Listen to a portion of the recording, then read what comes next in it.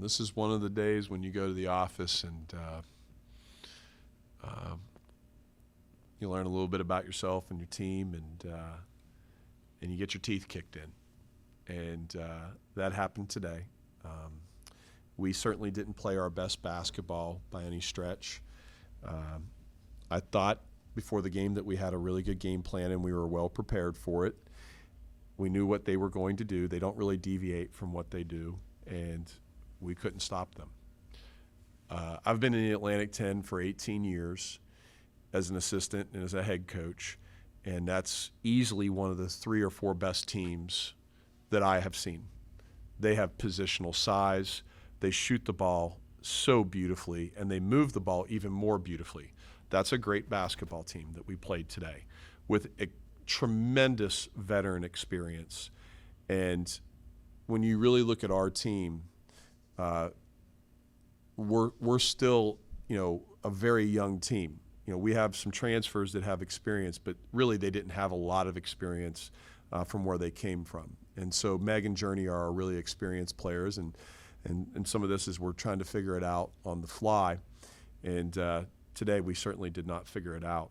But kudos goes to Richmond for being simply outstanding and playing a beautiful basketball game. And then I will say that I will say kudos to our team for never quitting and playing with great effort until the end of the game.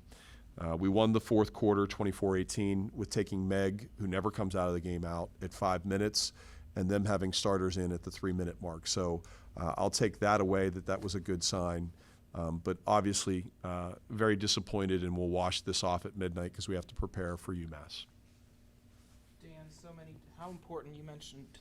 Thank you. How important was it you mentioned with the fourth quarter, the willingness to fight? Just when you have wins and losses, the fight sometimes is even more important sometimes than the result. Just how important is it to maintain that fight for that Wednesday game? We had a game plan that was different. We thought it would work. It's the first time all year that we've played zone, and it worked up until about the 7-minute mark, and then Ahlstrom went crazy. She was 5 for 9 from the three-point line, and they were getting good looks at the basket. I'll say this in an emotional state. This will be the last time that we ever deviate from chaos, and that's pressing on every make and miss and trapping all over the floor. I'm disappointed that we just didn't. And like I said, I thought we had a really good game plan. They just made us look bad in that first and second quarter. The last time I felt like this was seriously probably UConn. And I'm not talking about UConn in the NCAA tournament. I'm talking about UConn when we played them up in Toronto, Canada. I give that much praise to how they played. They were very good today. So to answer your question, I feel really good about the fight that we had in the fourth quarter. I thought our kids had great effort, and they need to go wash this off the moment they leave the locker room and be ready to practice tomorrow so that we can get ready for UMass. Coach, in my 2 years here, this is probably the most animated I've ever seen you with the refs. I heard you yelling about hand checking a couple times. Can you just explain everything up until the fourth quarter? You thought that was the most animated? You haven't been to many games if you think that was the most animated I've been to.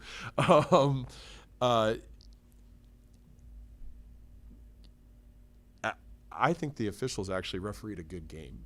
I will say that, I felt like we had some crashes at the rim where there was a lot of contact and we didn't get the foul call, and there was some fouls where they were soft on their end. But I thought they officiated a really good game, to be honest with you. And the official that called the tee on me had asked me earlier, "Do you want a tee?" And I was like, "I'll tell you when I want a tee," because I was trying to get our kids to fight. And I really do think highly of all three of them. I think they're really good officials. They had no bearing in the game today. It was simply just try to get our kids some fire, and I don't know if they responded to that or not. But I wanted them to know when we drive it to the basket and there's that kind of contact that I'm going to fight for them, especially in a game of this situation. Following up on the earlier question, when you decided to make that switch into zone, was that to make them uncomfortable, throw them off? And was that a case of just personnel, or was it more just about respecting what they can do? It's a little bit of everything. When you look at the analytics of it, analytically, they've played about 1,000 possessions of basketball this year before today's game, and 908 of those were against man-to-man, and only 100 possessions were against the zone. And we've never played a possession of zone all year, not one. So we thought the element of surprise, we thought the element of them not playing a lot against zone would have been able to help us, and maybe that would have been the case if they didn't come out and torch us early.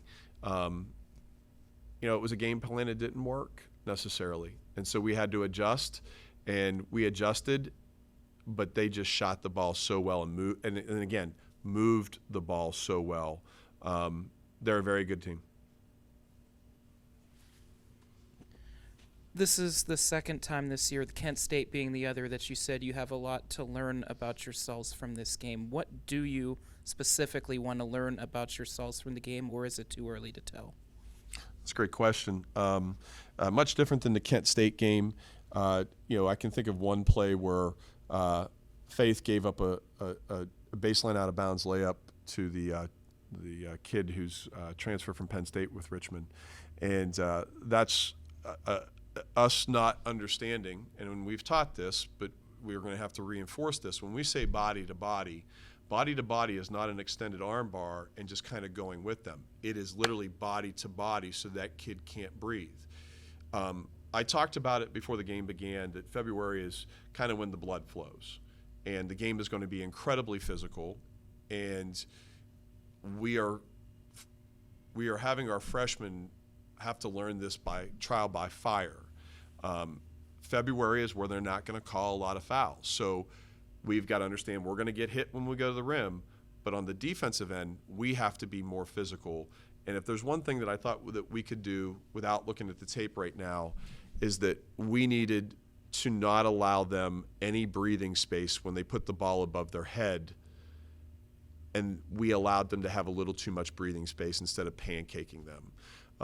So we're going to watch this tape and get better. Again, when we started this and I laid out this vision in June, I said that we'd have about 70% of the understanding of this. We're still learning about what we are. At the end of the day, we're not an at-large basketball team. And the only team in this league who really has a legitimate chance at that, in my eyes, is Richmond. I don't know what the others net are. Maybe they do, but I know that Richmond does. I know they're 31. I don't know about the others. But I know for us, which is the most important thing, that we have to be as mentally and physically fresh as we can be as we get into late February for the conference tournament. In addition to that, we have to continue to learn about who we are and the system that we're playing, and continually teach and get better game by game. And sometimes those results won't show in the win-loss column. And that, I'm not saying that we got better today, but we got a lesson today. And that will hopefully help us get better.